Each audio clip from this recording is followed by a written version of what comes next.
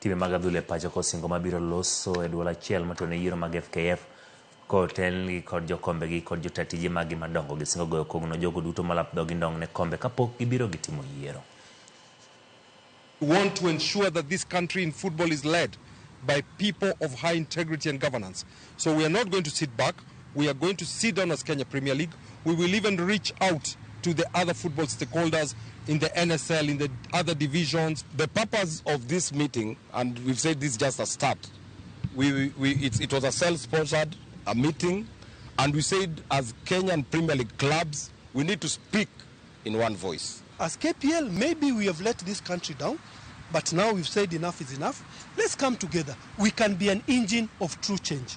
And that engine of true change can make sure the kids who are not even born can come and inherit a football infrastructure that can take this club to the next stage.